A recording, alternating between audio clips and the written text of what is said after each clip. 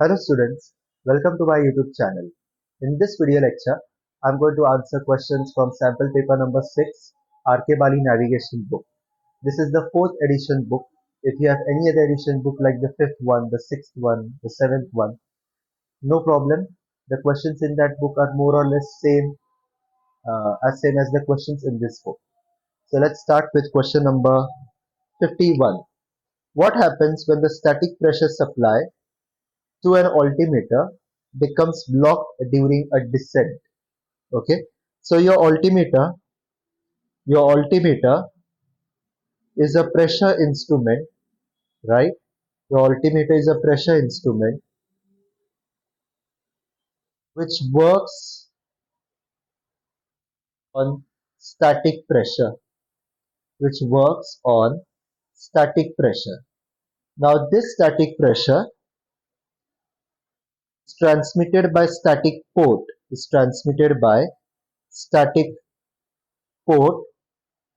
located on the fuselage of your aircraft.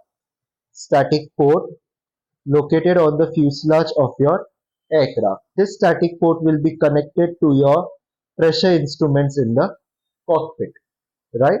This will be connected to your pressure instruments in the cockpit. Now, if this static port pipeline, so let's say this static port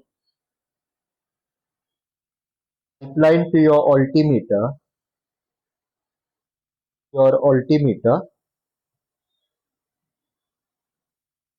is blocked, meaning it's not available. So the static pressure which is entering the static port cannot go to the altimeter device.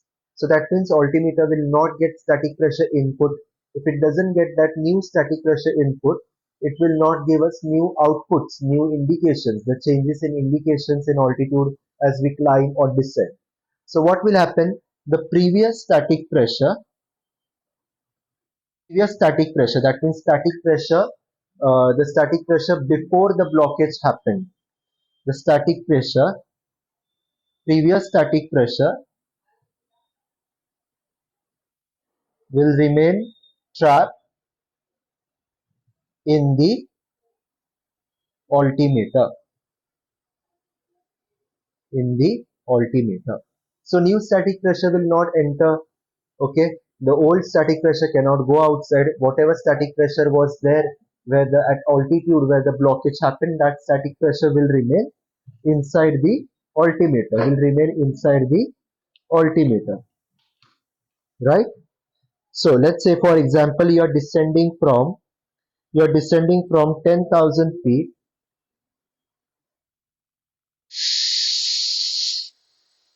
to 5,000 feet.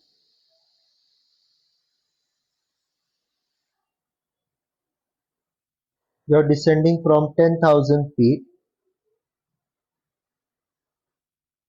to 5,000 feet, right? To 5,000 feet. Now the static pressure at 10,000 feet, let's consider, is 500 millibar. Static pressure at 5,000 feet is 700 millibar. Now 10,000 feet is where the blockage of your static port happens. That means this 500 millibar static pressure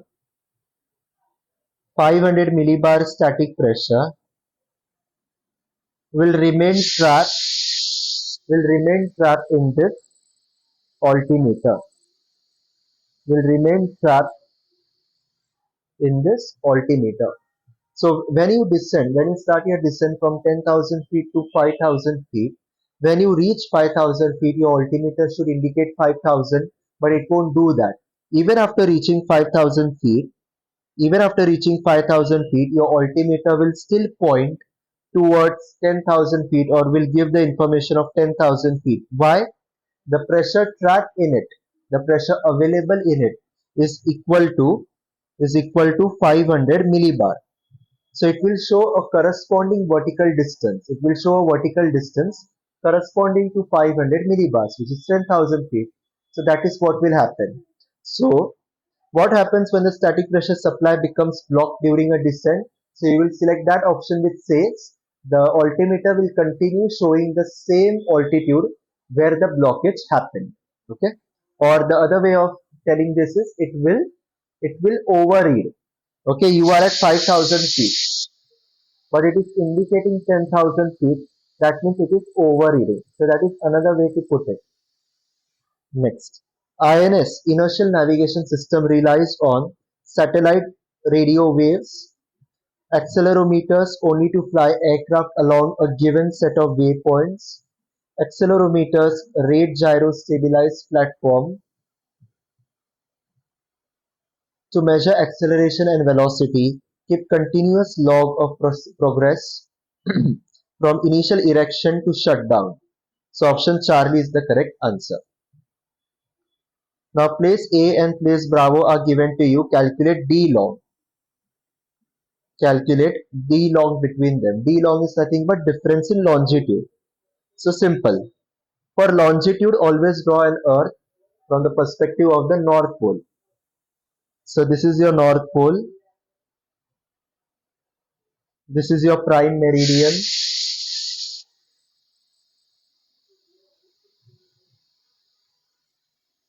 This is your anti-meridian. 90 east, 90 west. Now place A longitude is 176 west. Place B longitude is 177 east. The D long between them, always take the short route. You can go from A to B following this route westerly direction clockwise, or you can fly from A to a destination B following easterly direction, that is anti-clockwise direction. You will choose clockwise direction because that will give you the shortest distance between them. So D long will be equal to 180 degree minus 176 west plus 180 degree minus 177 east. So 180 minus 176 west is 4 degree. 180 minus 177 east is 3 degree. So that is equal to 7 degrees. So D long equals to 7 degrees. Next. Aircraft with its altimeter setting 1013 lands at an aerodrome whose elevation is 1240 feet. QNH 1008.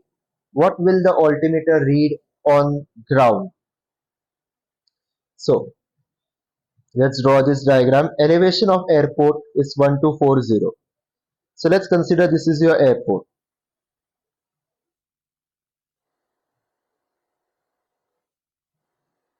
QNH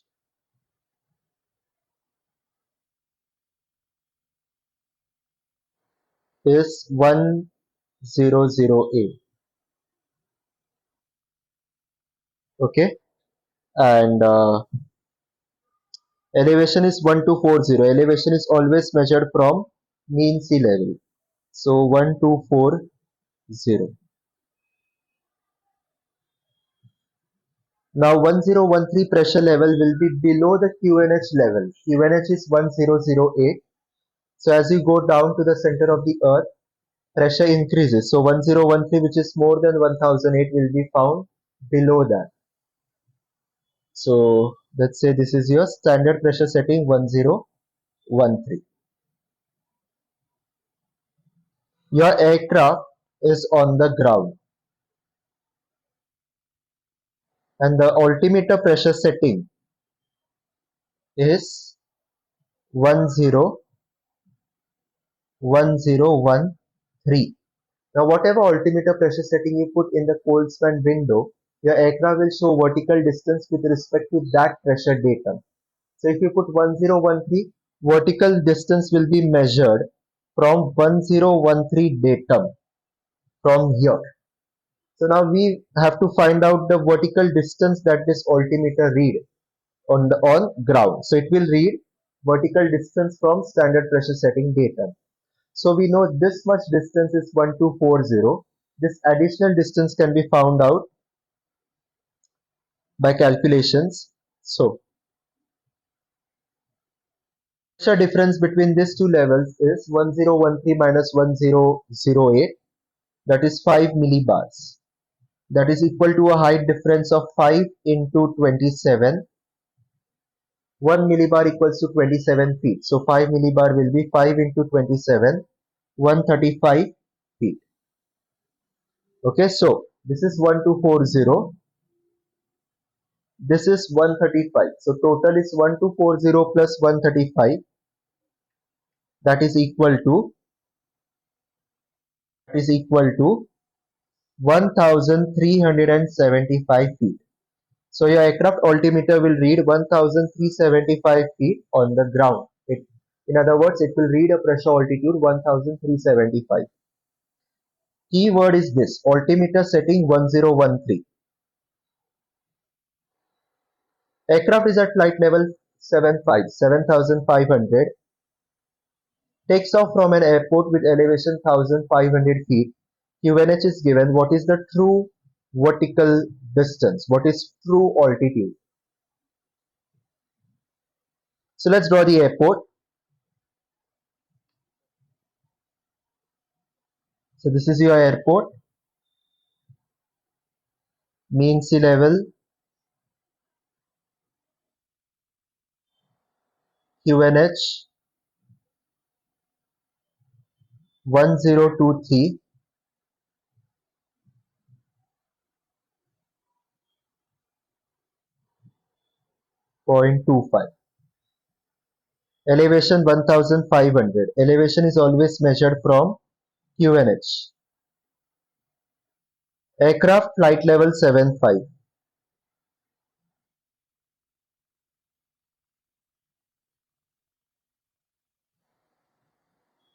Now flight level 75 is measured from standard pressure setting 1013. So 1013 will be above 1023 because it is less than 1023. So let's say 1013 standard pressure setting datum is here.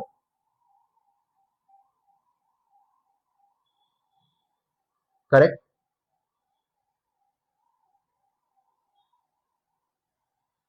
Accurate value is 1013.25 millibar. So flight level 75 is measured from that datum. Now they have told us, they have asked us to find true vertical distance, true altitude. True vertical distance means true altitude. Now true altitude is measured from QNH. Is measured from QNH. So we know that QNH is here. So that means this plus this part, this small part. Now this total distance we know is 7500. Now this additional part is nothing but the distance between two pressure levels. What is that?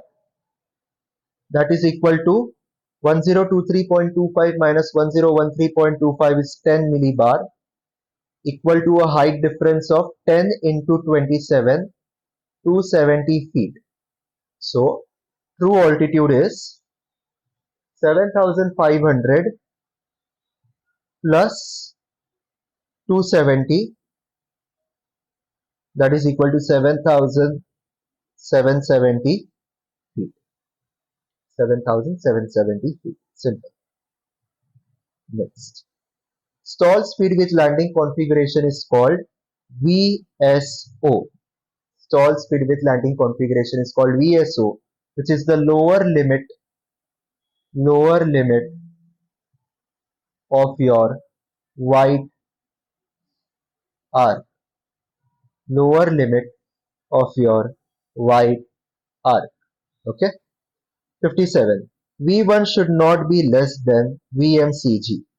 So your V1 speed should not be less than VMCG, minimum controllable speed of aircraft on ground, and it should not be more than minimum brake energy speed. So it should be between them. So correct answer is should not be less than VMCG, should not be more than brake energy speed. Next.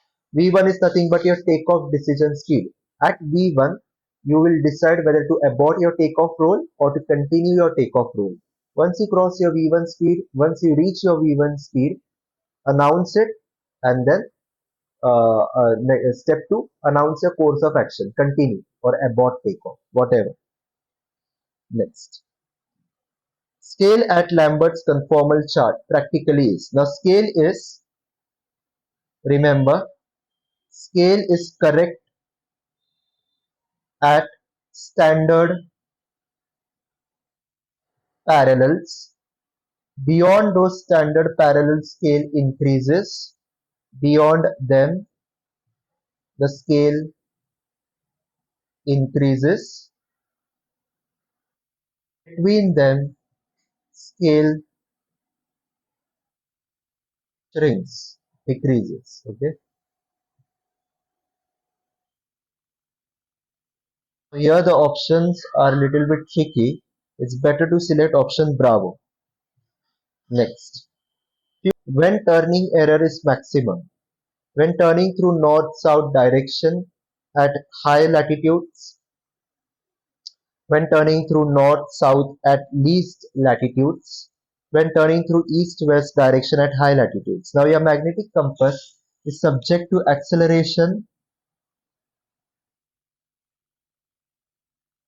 and deceleration error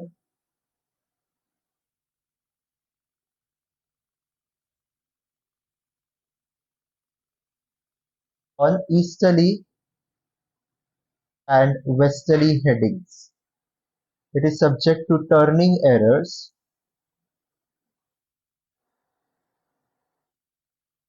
on northerly and southerly headings. So here we are talking about turning errors. And these turning errors increase with magnetic increase in magnetic latitude, because as magnetic latitude increases, the vertical component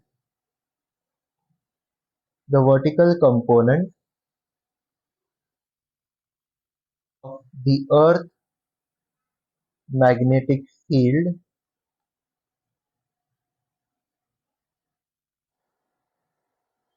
also increases. And we all know that a magnetic compass require horizontal component of the earth magnetic field to function. Okay, horizontal component, not the vertical component. Okay, remember that. So that's why when turning through north south at high latitude is the correct answer. So this concludes our lecture. I hope you have understood all the questions I did in this video lecture. Practice them. If you have any doubts, questions, let me know in the comment box of this video lecture. I request you all to share this channel with your friends, subscribe if you haven't yet, and hit the like button if you have liked this video lecture. Thank you. Best of luck.